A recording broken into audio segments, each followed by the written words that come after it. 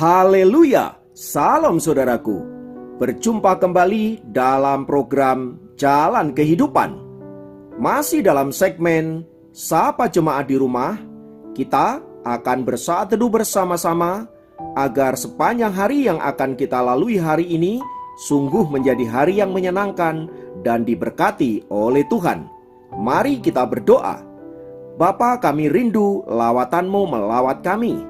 Dan biarlah firman yang sebentar kami renungkan boleh menjadi rema yang akan menuntun sepanjang hari ini untuk kami mentaati kehendak-Mu. Berfirmanlah, kami siap diberkati. Dalam nama Yesus. Haleluya. Amin.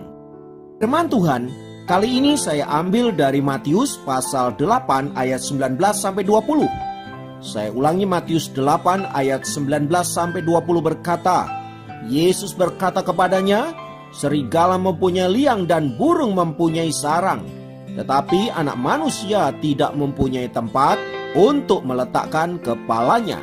Haleluya. Saudara-saudara, jika ditanyakan kepada orang-orang percaya, motivasi apa yang membuat mereka mengiring Yesus, maka kita akan mendapati berbagai-bagai jawaban keluar dari mulut mereka.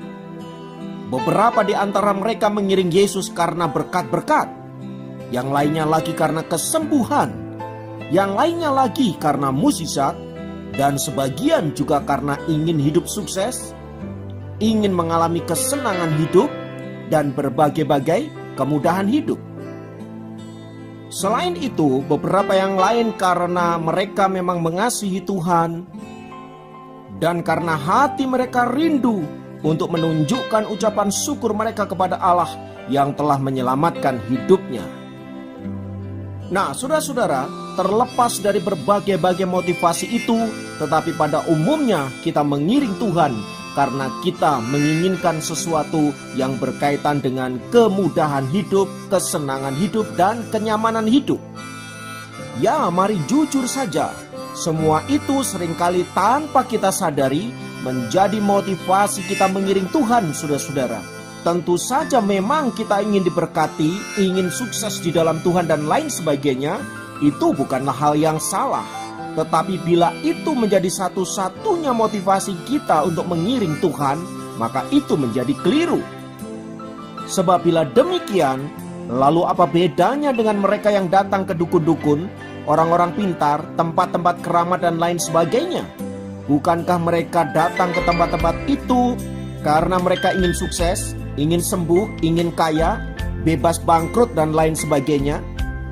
Maka apabila motivasi kita sama dengan mereka, sesungguhnya kita tidak sedang datang untuk menyembah dan menyenangkan Tuhan, mengasihi Tuhan, melainkan kita menyembah dan menyenangkan diri kita sendiri. Bahkan yang lebih mengerikannya lagi, saudaraku, Tuhan seringkali ditempatkan sebagai objek yang kita peralat untuk memenuhi segala keinginan kita. Saat kita melayani Dia, saat kita memberi, saat kita persepuluhan dan lain sebagainya, kita berharap agar Tuhan mengembalikan berlipat-lipat kali ganda. Tanpa kita sadari, kita sedang memancing Tuhan agar Dia memberkati kita berlimpah-limpah dengan cara kita memberi sesuatu. Tindakan seperti ini tentu saja adalah tindakan yang tidak dibenarkan di hadapan Tuhan. Namun sayangnya, saudaraku, tanpa kita sadari kita melakukan hal yang demikian dan menganggap semua itu baik-baik saja dan tidak ada masalah. Bukankah ada banyak orang lain yang melakukan hal yang sama? Mereka melakukan kebajikan, mereka melakukan amal soleh, mereka mempersembahkan sesuatu, menolong orang miskin, anak yatim, piatu dan lain sebagainya, dan mereka berharap agar Tuhan memberikan pahala, agar Tuhan memberikan berkat. Saudara-saudara, sebagai anak-anak Tuhan, tentu kita tidak boleh berpikir demikian. Mengapa? Karena kita telah terlebih dahulu diberkati oleh Allah, kita telah terlebih dahulu dikasihi oleh Allah, diselamatkan oleh Allah. Maka ketika kita melakukan segala sesuatu menyangkut kehendak-Nya, semisal kita melakukan berbagai kebajikan-kebajikan hidup, itu kita lakukan bukan supaya kita menerima berkat-berkat yang berlimpah-limpah, melainkan karena kita mengucap syukur dan karena kita mau mengasihi Allah, yang kita tunjukkan dengan cara menjadi berkat bagi orang-orang di sekitar kita. Karena itu saudara-saudara, jika motivasi kita mengiring Tuhan keliru, maka saya sangat yakin akan berdampak kepada pola pikir yang salah tentang Tuhan dan aplikasi hidup yang salah di dalam kehidupan kita. Karena itu, bila kita mau mengiring Tuhan, mengikut Tuhan, mari kita melakukan karena kita mengasihi Dia. Untuk mempertegas hal ini, saudaraku, ada kisah yang luar biasa yang diceritakan oleh Alkitab. Ketika seorang ahli Taurat datang menemui Yesus dan berkata, "Tuhan, aku hendak mengikut Engkau kemanapun Engkau pergi." Kalimat yang sangat indah sepertinya.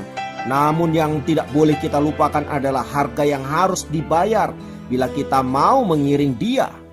Karena itulah kemudian Yesus memberikan jawaban, serigala mempunyai liang untuk tinggal dan burung mempunyai sarang untuk berteduh, tetapi anak manusia tidak memiliki apa-apa yang dapat ditinggalinya. Maksud dari kalimat Yesus tersebut ingin menyatakan bahwa untuk mengiring Dia, kita harus rela meninggalkan segala sesuatu, memikul salib dan mengiring Dia. Lukas 9 ayat 62. Lebih jauh lagi saudara-saudara, Yesus berkata bahwa barang siapa mau mengiring Dia tetapi menoleh ke belakang, ia tidak layak mengiring Yesus. Sekali lagi, Yesus berbicara tentang motivasi hati ketika kita hendak mengiring Dia. Bukan karena kita ingin sukses, bukan karena kita ingin sembuh, mukjizat dan lain sebagainya, tetapi karena memang kita mencintai Dia dan karena kita mau mengasihi Dia. Sebab Dia telah terlebih dahulu mengasihi kita dan telah menyelamatkan hidup kita dari hukuman kekal. Jika demikian, apakah mengiring Yesus berarti kita harus menderita, kita harus miskin, kita harus susah dan lain sebagainya? Jawabannya tidak. Tuhan tentu senang saudara dan saya diberkati. Tetapi yang terpenting bukan soal kita diberkati, yang terpenting bukan soal kita sembuh, yang terpenting bukan soal keadaan kita, termasuk di dalamnya ketika kita menderita.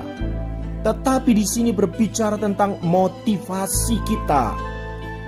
Sekali lagi saudaraku, motivasi kita harus benar saat kita mengiring Tuhan. Maka ketika motivasi kita benar saudaraku, entahlah kita dalam keadaan menderita, dalam keadaan susah, atau sebaliknya dalam keadaan diberkati, sukacita, maka kita akan tetap mengasihi Dia dengan kasih yang tulus. Karena itu saudaraku, melalui firman Tuhan hari ini kita diingatkan untuk senantiasa cek and recheck motivasi kita dalam mengiring Tuhan. Haleluya. Biarlah firman Tuhan ini menguatkan dan meneguhkan setiap kita. Mari menjadi anak-anak Tuhan yang selalu mengasihi dan mencintai Allah, karena Dia telah terlebih dahulu mengasihi dan mencintai kita. Haleluya. Mari kita berdoa.